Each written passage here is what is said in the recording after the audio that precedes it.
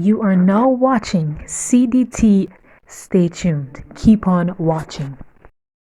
I want to begin today with something that David said under the unction of the Holy Spirit.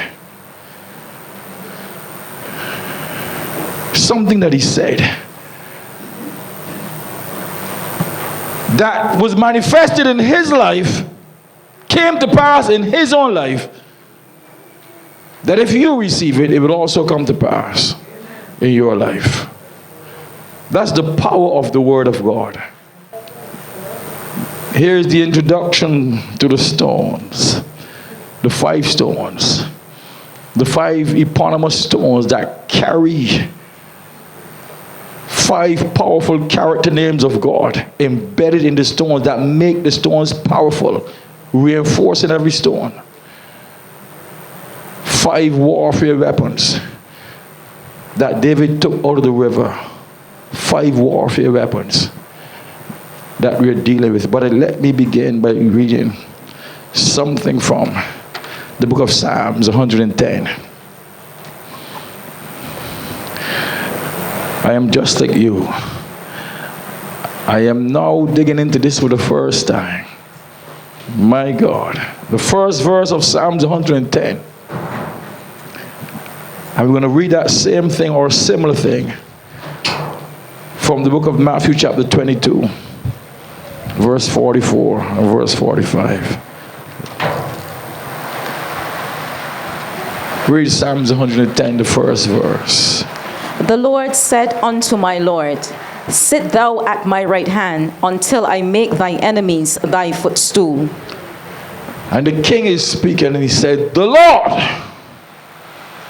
God of heaven, said unto my Lord, his son Jesus, sit thou at my right hand. God said to David is speaking. He's writing. And he said, the Lord God said to his son Jesus, sit here at my right hand until I make thine enemies thy footstool. Son, sit down here. All of your enemies will become your footstool. And David said, if he said that to Jesus, I want you to say the same thing to me. No wonder he won every single battle. Hear what Matthew chapter 22. There's nothing wrong with repetition. Amen. Especially if it is for emphasis. We're reading verse number 44 and 45. Read it. The Lord said unto my Lord, sit thou on my right hand till I make thine enemies thy footstool. If David then call him Lord, how is he his son?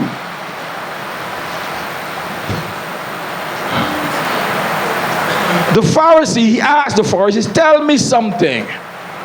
Tell me. Who you think? What you think about Christ? Who is Christ? And they said to him, he is the son of David. What do you think of Christ? Tell me. That question will offend many people today. Tell me what you think about Jesus. What do you think about Christ? Who is he? Whose son is he? And they said, he is the son of David. And Jesus said to them, if he is the son of David, how come? Why did he say, the Lord said unto my Lord, sit here. I am going to make your enemies your footstool. But David called him Lord. David called Jesus Lord.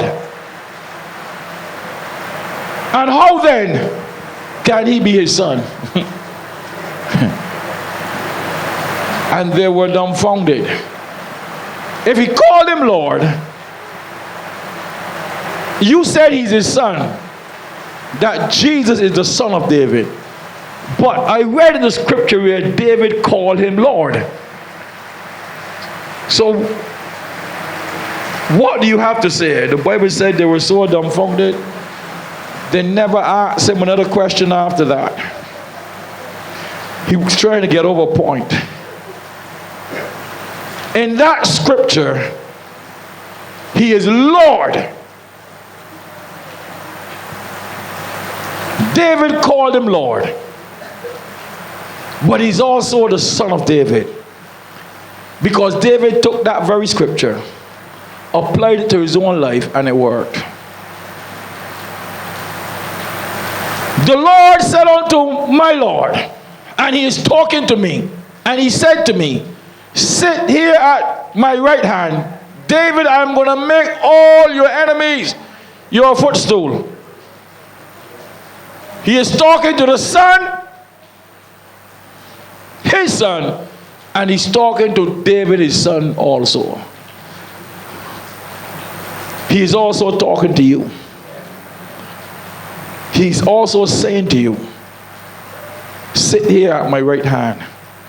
I am going to make your enemies, this year, all of your enemies must become your footstool before the year is over. All of your enemies. You say, how do I know that? He's talking to both Jesus and David. How do we know that? Go to the book of Ephesians, chapter 1. Read verses 18 to 20. And then flip the page of chapter 2 and read verse number 6. I am just introducing you to something to let you know that you will win every battle. Amen. You already have your stones. Read it. The eyes of your understanding being enlightened, that ye may know what is the hope of his calling, and what the riches of the glory of his inheritance in the saints, and what is the exceeding greatness of his power to usward, who believe, according to the working of his mighty power, which he wrought in Christ, when he raised him from the dead and set him at his own right hand in heavenly places. I pray that you understand what is the mystery, and what is the power behind the mystery. When the Father put his son Jesus, set him at his own right hand in heavenly places. And when he said to his son, sit here, I am going to make all of your enemies your footstool. I pray you will understand. I pray your eyes will be open, that you will understand this mystery. Flip the page to chapter 2 and read verse number 6. You say he's talking to Jesus, his son. He said, sit here, son. And have raised us up together and made us sit together in heavenly places in Christ Jesus. But he's not only talking to his son, he has also raised us up. And he has made us to sit there too, in heavenly places in Christ Jesus. So when David said, the Lord said unto my Lord, sit here, I'm going to make all your enemies your footstool, he was not only talking about Jesus. David was also seated in heavenly places, and God was talking to him. That is why he won every battle that he ever fought. Guess what? I take that scripture and I apply it to my own life. You better take that scripture. Say, I am also seated in heavenly places, and he's also talking to me. From this day forward, I will win. Amen. Every battle. All my enemies will become my footstool, because the Lord said unto my Lord, sit down here. I am going to make your enemies your footstool. Some of you worry too much. You worry too much about your enemies, about what your enemies say they can do to you. But Jesus said unto you, I also put you to sit down here. Whatever my Father said to me, I am now passing it on to you. All of your enemies will become your footstool. And guess what? I am foolish enough to believe it. No demon in hell, no enemy of the cross, no enemy of Jesus will ever win a battle over me. Amen.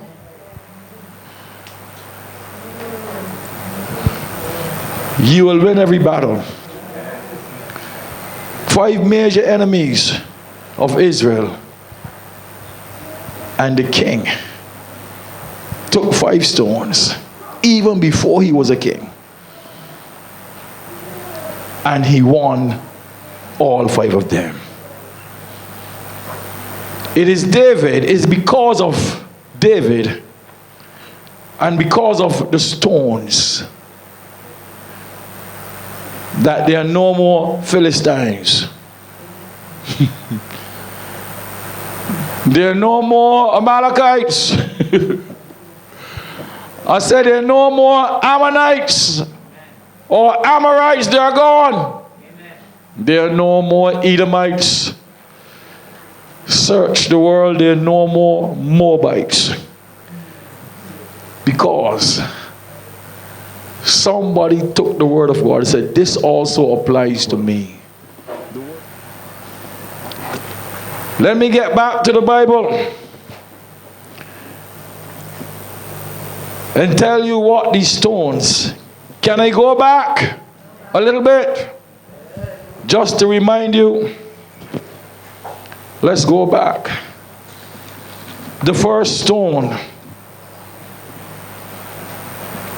that David took from the river Elah. That first stone was a stone for the Philistines. If you have heard the word of God and you obey the voice of your father, you also have a stone for every Philistine in your life. The Bible said in the book of Genesis 26 that the Philistines will always envy the people of God. The Philistines are very jealous people. And they will destroy you because of jealousy. They will destroy you. There are people who will destroy you for what you have. So there was a stone for every Philistine. And a character name of God attached to every stone. To that first stone. We said the character name of God that made the stone powerful. A stone without the name of God enshrined in that stone, connected to that stone, reinforcing that stone, empowering that stone, is just another stone. But we put Daniel chapter 2 and verse 34. We write it on our stone. We empower our stone with the word from God. Because in the Bible there is a stone cut out of the mountains without hands that break in pieces every Goliath image, every great and terrible image, and we apply that to our stone. So the first stone is made powerful by Daniel chapter 2 and verse number 34. You're carrying a stone that can destroy every image of jealousy, every person who is jealous of you. And then we talked about stone number 2 for the Amalekites. These people are not around today, but the spirit of the Philistines still exists. The spirit of the Amalekites still exists. The Bible said that Esau's grandson was called Amalek. We know Esau himself was rejected. Esau was rejected, and what you have and who you are, you will pass it on to your children and your children's children. Especially as it relates to spirits. That's why you have to break some things from your own life and tell yourself, what happened to my grandfather must never happen to me. What happened to my grandmother must never happen to me. But the Bible said Esau was rejected. Read it in Hebrews chapter 12 and verse number 17. You will see it there. Rejection. And his son, his grandson, bear the name of that spirit of rejection. He was rejected. Esau is the rejected one. And his grandson, Amalek, bore the spirit of rejection. And let me tell you, people walking around with the spirit of rejection upon them, they can be dangerous people. So we said, the scripture that we put upon that stone is Matthew chapter 21 and verse number 42. I am just reminding you of some things. Because this is the scripture that we put on that stone. Last week we began to talk about the third stone. A stone for the Amorites or the Ammonites. A stone for those people.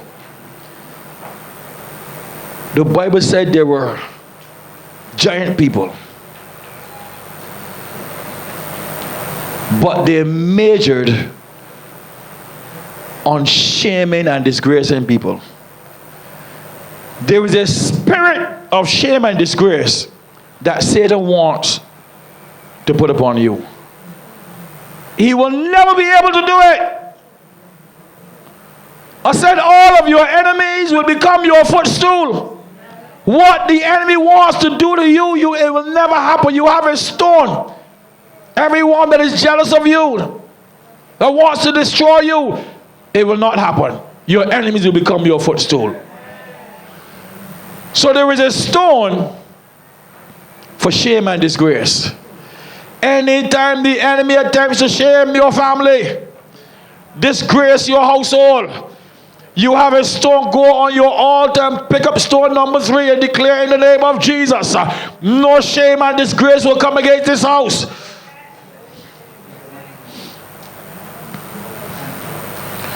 Prayer, like David prayed, Father, let me not be ashamed. Let not the enemy triumph over me. You need a stone for the spirit of shame and the spirit of disgrace. And the enemy knows exactly who to select that is close to you to shame them, to make you look bad. That's why your stone is a covering stone.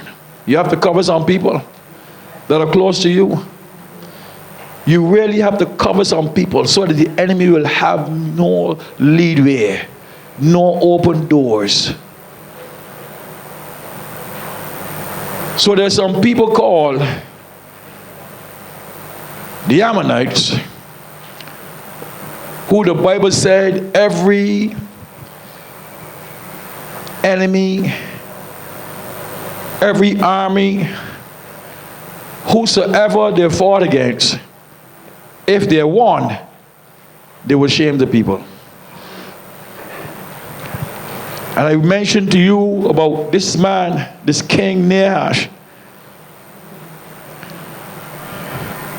and how he surrounded Jabesh Gilead, subdued the people of God and said, you have to make some kind of contract with me, sign some kind of contract, make an agreement with me.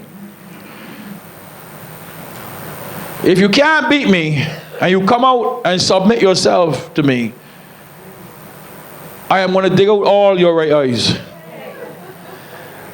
This land will be known as a place of people with one eye. This is the one eye land. From children to adults, I am going to shame everybody. The Bible said the people went and wept before they cried. They called for help from every direction. Said, God, don't let this happen to us. I'm telling you, there are families that are suffering from shame. You want to raise your head and come out of this situation and be somebody. But when you look back, your brother in prison, your sister on Bush Hill, and everybody's pointing a finger. And people have a way of identifying you but a negative in your family, and they don't ever see the positive. They don't ever see the good things. Even when Jesus came on the scene and somebody told Nathanael, come, he's coming out of Nazareth. I said, can any good thing? Why should I go and see him? Can any good thing come out of that? Can any good thing come out of that family? Can any, look at that family, and the people begin to see all the negative. All the negative. And sometimes it has nothing to do with you. It is people. The spirit of shame and disgrace will never be able to win a battle over you in this season. The Lord said unto you, come here, my daughter. Sit down, let us reason together. You will win every battle. All of your enemies will become your footstool. If it happened for David, it will happen for you. If it happened for David, it must happen for you. Amen. It must take place. It in the name of all Jesus. of my enemies, all of your enemies. In this life, I'm not talking about in the life to come. Father, we know you will rise again. We know in the next. I'm not talking about next life. In this life, all of your enemies will become your footstool. You will rest your foot upon your enemy's head, and your enemies will have to respect you because you're serving the true and the living God. You have to understand you have an enemy. You have an enemy who's after your children. The enemy's after your grandchildren. That's why you have to keep praying. You have to keep them before the altar. Keep them. Present them. When they fail to present themselves, you present them. Because there is something about you standing in the gap for family members.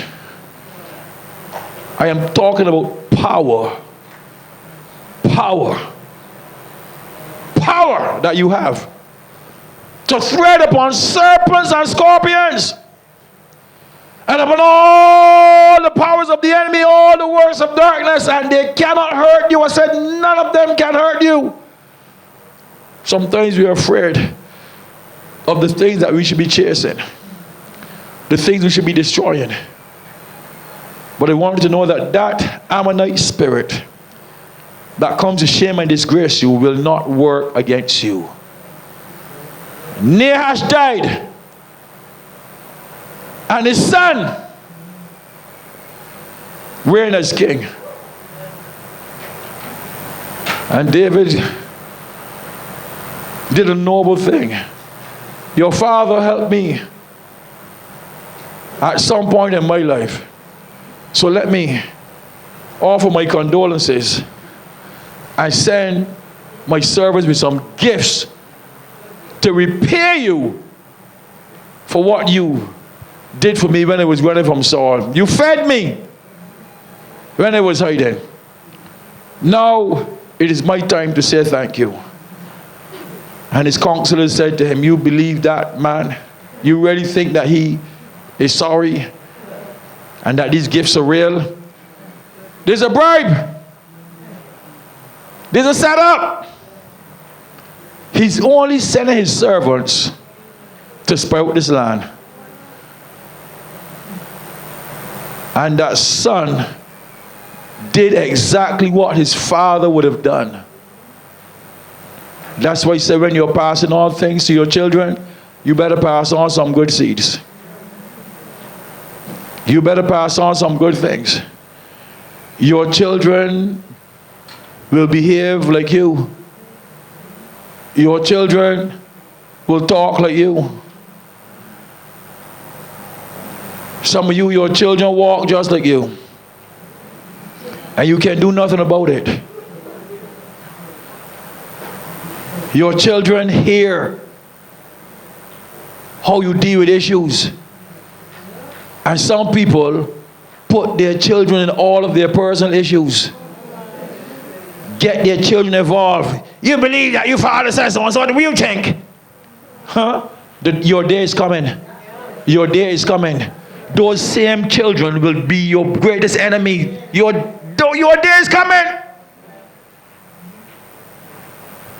Wisdom. Wisdom. A child must take a child's place. A child can never be an adult before his time. All the people who were adults before their time, you watch them carefully. Millionaire at 6 years old. Never really had a child's life. The Michael Jacksons of the day. Perished, self-destruct. The Whitney Houstons of the day that were rich before they were children. The devil is a liar.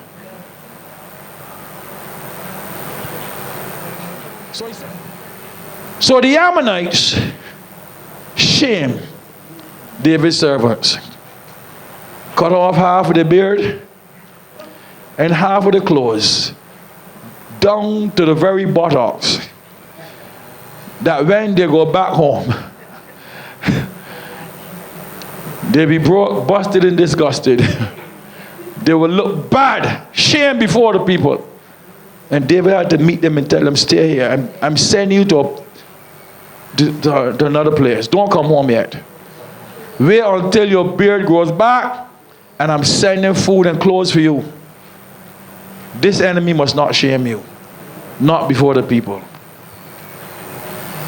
So we are talking about Ammon. And how he likes to shame and disgrace people. The son of Canaan, the fourth son of Canaan, who was the son of Ham, who was the son of Noah. Noah's great-grandchildren. But one of them turned out to be a shame and disgrace boss. One of the shame and disgrace everybody else. But that spirit will never be able to defeat you. The Lord said unto you, that spirit must be under your foot. You will make that spirit your footstool in the name of Jesus. The character name of God that I want to attach that stone comes from the book of Genesis chapter 49. Where Jacob calls his children, speaks over their lives. My God, I love this man. This man, Jacob called his children, spoke into their lives individually. Tell them what he had to tell them by the Spirit of God, not talking any old thing. Told them where to bury him.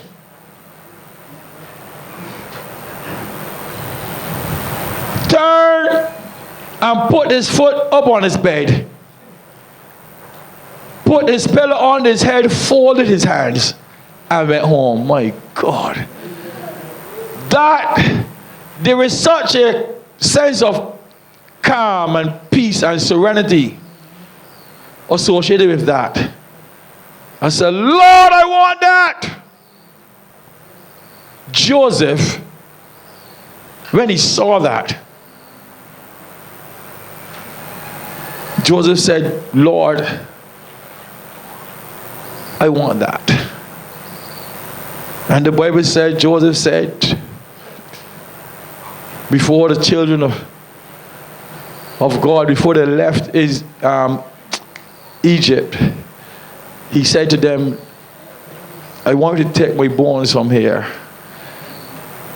First of all, bury me in this particular place.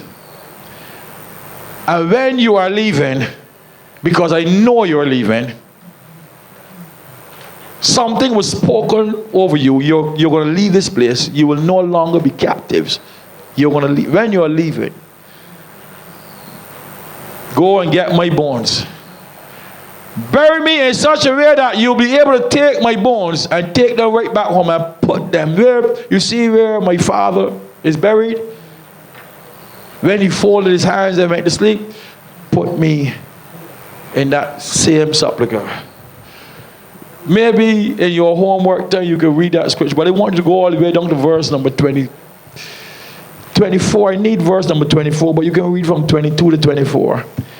And we're going to take the character name of God for the stone. That stone that is for the Ammonites. We're going to put something upon that stone that makes that stone powerful. When you write this scripture, Genesis 49 verse 24, upon your stone, you are now given the identity to your stone. This is the stone of Israel. And something will begin to happen in the realm of the Spirit. Amen. Read. Joseph is a fruitful bough, even a fruitful bough by a well, whose branches run over the wall. He's talking to his son Joseph. My God. The archers have sorely grieved him and shot at him and hated him. Some of you can identify with this. The archers are shooting at you to shame you. My God. They're trying their best every day. The haters are trying. They want to shame you. They're trying to disgrace you from every direction, every angle. They're releasing arrows at you. But you're still here. Amen. You're still here. It means that the Lord is for you when God is for you. They're trying. The Bible said in verse number 23, the archers are trying. They're trying. They're trying to grieve you. And the father is saying to Joseph, let me tell you, the archers have done their thing. They even use your brothers to shame you, put you in a pit. They shot at you. Every day they were shooting at you. Some people don't have it easy in this life, especially when there's destiny upon your life. Satan knows everyone that has God ordained destiny on their lives. The archers shoot at them. Arrows are shot at them. The haters, my God. That's why you cannot live your life worried about haters. People who live their lives worried about haters sometimes die before their time. And this body don't like me. And this body talking about me. And every time I pass through this place, I see how they're looking at me.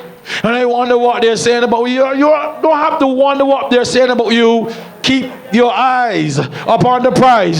Focus upon where you're going. I know the Lord lives. I know who my Father is. My Father who art in heaven. I hallow your holy name. Keep your eyes. Focus. Verse number 24. But his bow abode in strength, and the arms of his hand were made strong by the hands of the mighty God of Jacob. From thence is the shepherd, the stone of Israel. They tried, but your bow of authority was made strong. You were strengthened by the arms of the Almighty God. God strengthen your hands. I pray God will strengthen your hand today. Strengthen your arms.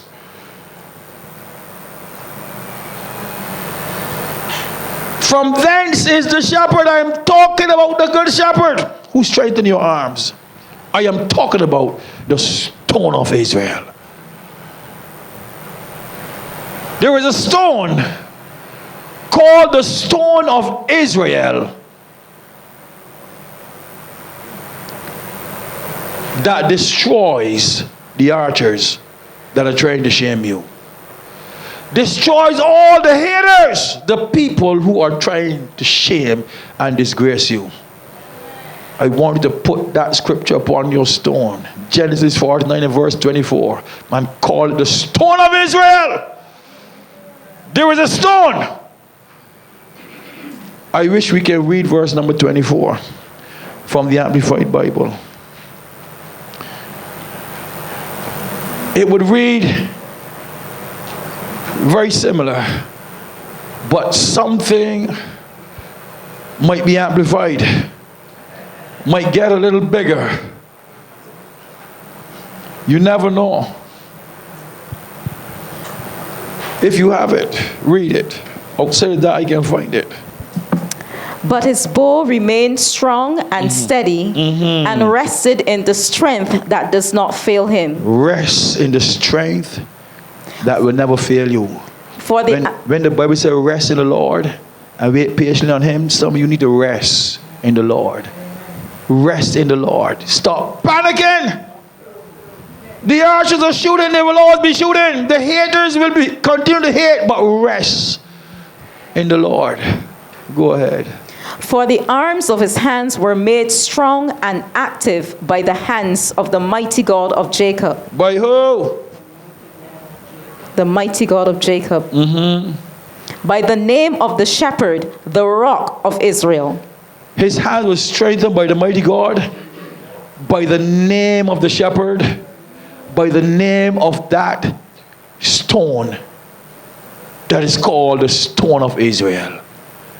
By the name of the shepherd, by the name of the stone, his arm was strengthened by the name of a stone called the stone of Israel. I have a stone upon the altar called the stone of Israel that fights against shame and disgrace. All I have to do is raise my stone. Amen. Let the stone of sometimes we pray some prayer, and the people who don't understand spiritual things, they think that we don't know how to pray,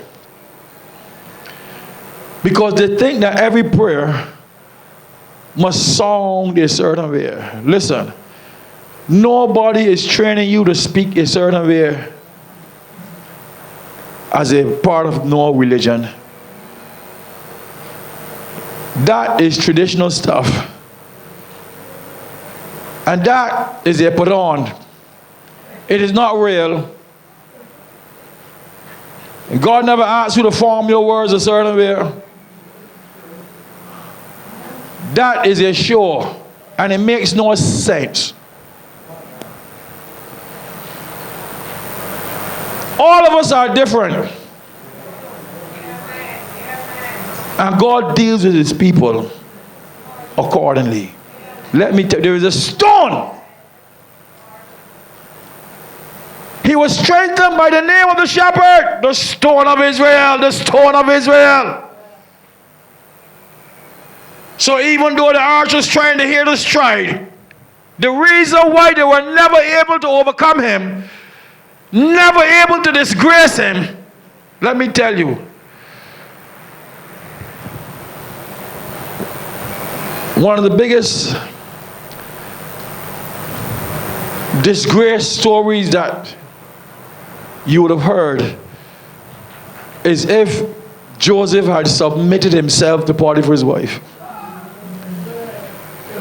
That would have been a disgrace story, because the enemy never shows you the end of the story. He always starts at the beginning, showing the beginning, and concludes, and they live happily ever after. He never shows you what's the real deal. They don't live happily ever after in this story. If Joseph had ever submitted himself to Potiphar's wife, today, my God, the archers will shoot at him. He's a soft man. He's so soft. He don't know what to do. He don't know what to do. Well, he's a pure man. A woman trying to take off your clothes and you don't know what to do. They will laugh. But Joseph replied, I have a God to whom I have to answer. I have a God to whom I have to answer. I don't want your end, so I want the story to end the way God wants it to end. The enemy don't ever show you the entire story. But let me tell you, that would have been a disgrace. A disgrace. And his life probably would have ended right there too. But he trusted God in everything that you have to fall for. Let me tell you, if you have an integrity bone in your body, you have to stand for the things of God. You have to stand. When you don't know to stand for the things of God, you will fall for anything. The enemy will disgrace you and then turn around and the same people will laugh at you, the same people talk about you, the same people will be your greatest nightmare. I prefer to trust God. Who want to laugh, let them laugh. Let them laugh. But let me tell you, God is raising up some people in this season who the spirit of shame and disgrace will never win a battle over you. I speak it over your life today, just as Joseph spoke over the lives of his sons. No spirit of shame and disgrace will ever be able to come upon you in the name of Jesus. What the enemy meant for evil, your God is turning it around for your good. Amen. He will keep you. I say your God will keep you. The Lord is your keeper. Some people behave like if God cannot keep them. The Lord is your keeper. God will keep you and preserve you. He is able. The reason why the archers could not do it, the reason why the haters could not disgrace this man, his arms were made strong by the mighty God of Jacob, by the good shepherd, by the stone of Israel. When you put that scripture upon your stone, you now give your stone the identity. This is the stone of Israel. And sometimes you don't have to pray no long prayer. When you sense shame and disgrace coming against your family, because some of you need a stone for your family. You don't need, listen, you don't need a gun under your bed, you know. Because there are people who come into your house with bigger guns than yours. And it's who get to theirs first. Who get to this one. You need a stone that can turn back every spirit of jealousy, every image of jealousy. You need a stone that can turn back. I mean, reverse these spirits. Reverse every spirit of rejection. Reverse it from your life. You need a stone that can turn back this particular spirit of shame and disgrace. Reverse it. Sometimes you only have to hold your stone. That's why you identify the stone. You see, with Daniel 2:34 written on my stone, I know which one that is. With Matthew 21, verse 42 on that stone, I know what that stone is. That's the one for rejection. With Genesis 49, verse 24 written on this stone, I know this one is the stone of Israel. This will rid me of shame and disgrace. That stone number 3, with that scripture written on it, is now that it has been empowered by God. The stone of Israel will fight shame and disgrace. Will fight it. I know, because it is written. It is written. Listen, the Bible said that we have some covenant tokens that the enemy is afraid of. I know you heard me say that many times. And I keep saying, one of these days I'm going to show you that these things that we're dealing with, Satan is afraid of them. These tokens, these stones, the enemy is afraid of your tokens. He's afraid. Use them. The enemy is afraid of them. Every stone that you raise and speak the word of God, this is the stone that was cut out of the mountains without hands. Every image of jealousy, every Goliath in my life, my God, it will work. And Satan is afraid of your stones. He's afraid. The spirit of rejection is afraid of your stones. Let me read a scripture before I pray for somebody. Pray against that spirit of shame and disgrace that wants to come upon you. Some of you know that. As that's some of you, that's your biggest fear. I pray that this thing don't happen. That this boy don't disgrace this family. That this girl don't disgrace this family. But you sense that something is up. And because of your spiritual discernment, you know that Satan is after them. Satan is no respecter of person. He would disgrace anybody. Anybody he would disgrace.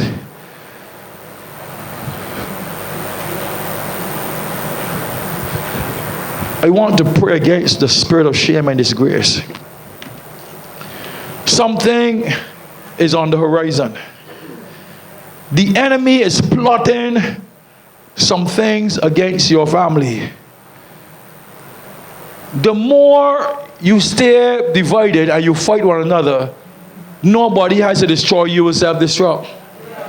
There are families who Satan sit back and watch them destroying themselves. And then you turn around and blame the devil. The devil do nothing for you. He ain't do nothing to you. You destroyed your family yourself. Your own hands. You destroyed your family with your own hands.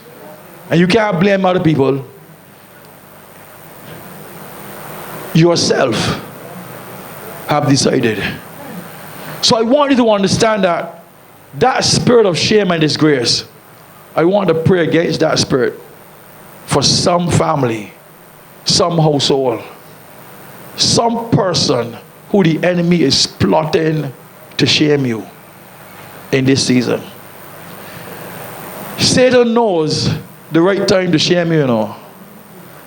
He knows, listen, if you're ashamed, if you're made ashamed, and nobody is around, you can get up and brush it off and move on. No problem. If you fall upside down and nobody is around to see,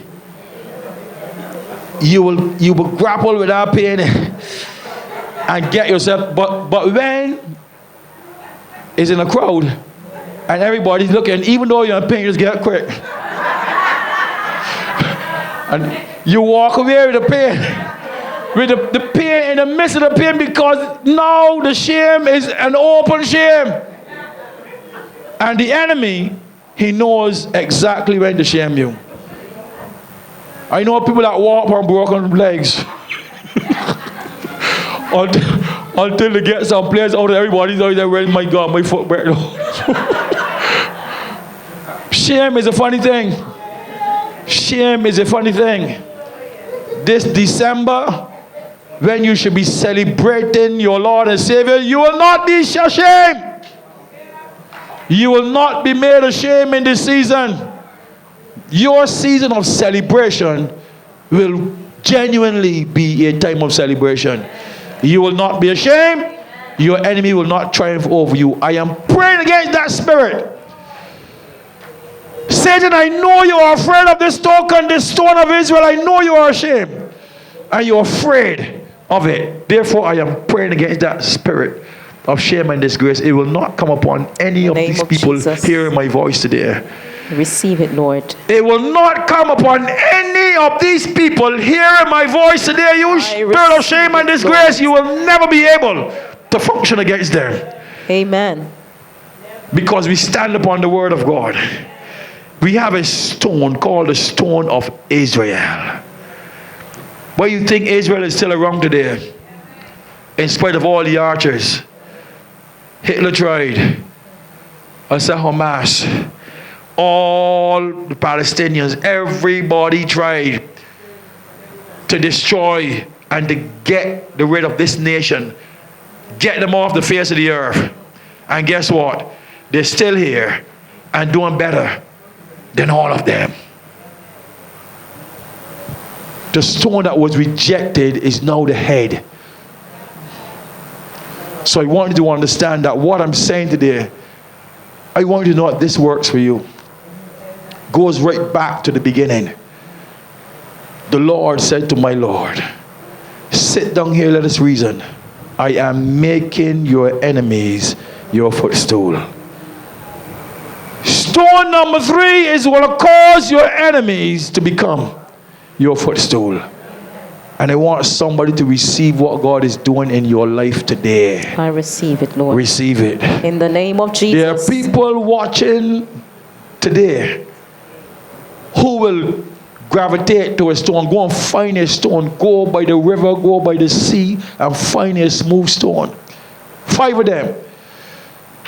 And they will use these stones even more than some of us. And they will see tremendous results because the enemy is still afraid of these stones. Afraid.